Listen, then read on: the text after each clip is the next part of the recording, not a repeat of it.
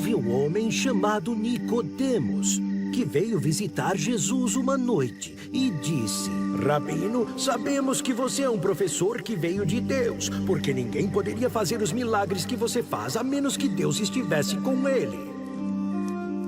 A Bíblia diz que Nicodemos era um fariseu. Nós sabemos que os fariseus eram muito rígidos com suas vidas religiosas.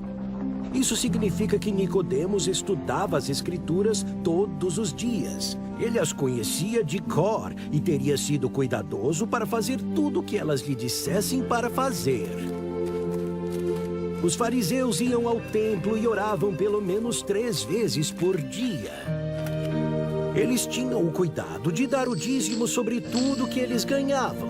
Eles jejuavam regularmente, mas na verdade do que as Escrituras diziam para eles jejuarem. Os fariseus davam dinheiro aos pobres e faziam muito trabalho bom e voluntário na comunidade. O povo os considerava homens sagrados, que eram muito próximos a Deus. Certamente, se havia alguém bom o suficiente para entrar no céu, era Nicodemos. Mas quando ele visitou Jesus, ele quisesse que Jesus dissesse que ele estava indo bem. Mas, em vez disso, Jesus disse algo que Nicodemos não esperava ouvir.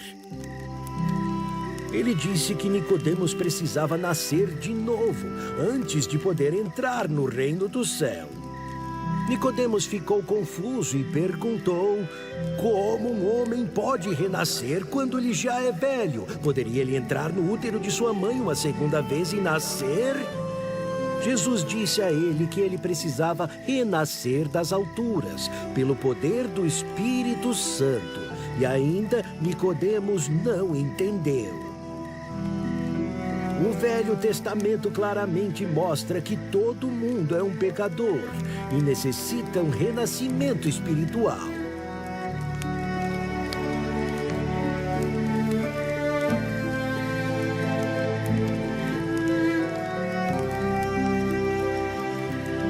Então, por que Nicodemos, um professor e líder do povo judeu, não entendeu esta importante verdade?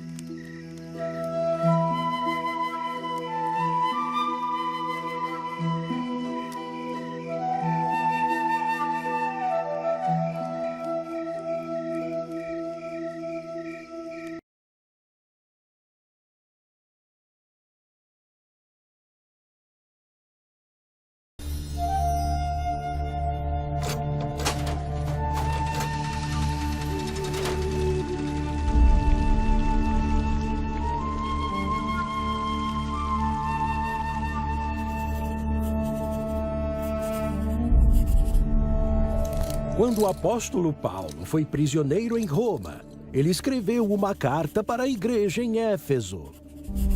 Na carta, ele descreveu quão abençoados os cristãos são por causa do que Cristo fez por eles e tê-los encorajado a seguirem sua fé e a viver vidas santificadas. Ele escreveu que havia uma batalha feroz que cristãos teriam que lutar. A batalha não seria lutada contra pessoas, mas contra forças espirituais do mal. Paulo escreveu que cristãos deveriam vestir a armadura completa de Deus a fim de saírem vitoriosos desta batalha. Provavelmente ele teve a ideia da armadura observando os soldados romanos que o estavam vigiando. A primeira peça da armadura era um largo cinto de couro. O cinto é a peça base da armadura de um soldado. Paulo chamou a isto o cinto da verdade. Jesus é aquela verdade. Ele é o único caminho para Deus, e sem ele não haveria esperança. Ele é a pedra fundamental da nossa salvação, a base da nossa fé cristã. A próxima peça da armadura era a couraça. Ela é encaixada e segura pelo cinto e protegia os órgãos vitais dos soldados. Paulo chamou a ela a couraça da justiça, porque a pessoa de fé está completamente protegida na justiça de Cristo contra todas as acusações do diabo. O exército romano era conhecido por cobrir grandes distâncias em terreno irregular. Isto era porque seus soldados usavam botas que protegiam seus tornozelos e pés. E por causa de suas botas, eles eram capazes de se manterem firmes contra o inimigo. Paulo escreveu que cristãos deveriam estar preparados para levar o evangelho da paz para o mundo inteiro, independente dos obstáculos. O diabo tentaria impedi-los, mas com um passo firme, eles seriam capazes de enfrentar seus truques e ataques. O escudo romano era grande o suficiente para cobrir o corpo inteiro de um soldado. Ele era feito de painéis de madeira que eram colados juntos e cobertos com couro. Antes de ir para a batalha, o soldado ensopava seu escudo com água para que ele pudesse extinguir as flechas de fogo do inimigo. Paulo escreveu que o escudo era como nossa fé em Cristo. Nossa fé nos protegerá contra todas as flechas de fogo que o inimigo atire em nós. O capacete era um símbolo da autoridade romana e protegia os soldados contra ferimentos. No entendimento de Paulo, o capacete romano era um símbolo da salvação cristã. Os cristãos confiam que Deus irá protegê-los e preservá-los, não importa quão furiosa seja a batalha.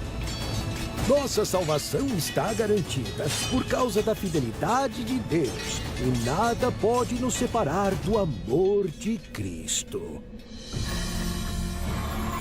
A espada romana era curta, desenhada para o combate um contra um. É a única peça da armadura que pode ser usada tanto defensivamente quanto ofensivamente. Paulo a chamou de espada do Espírito, que é a palavra de Deus. Jesus mencionou a Bíblia quando ele foi tentado pelo diabo no deserto. E o diabo não pôde lutar contra ele. Finalmente, Paulo escreveu que cristãos deveriam orar um pelos outros. É a oração que mantém os cristãos em constante comunicação com Deus, que nos protege e nos mantém através de todas as provações e tentações. Viu só? O apóstolo Paulo entendia as armações do diabo muito bem. Ele também sabia que para resistir contra qualquer ataque espiritual, nós devemos estar completamente vestidos com a armadura de Deus.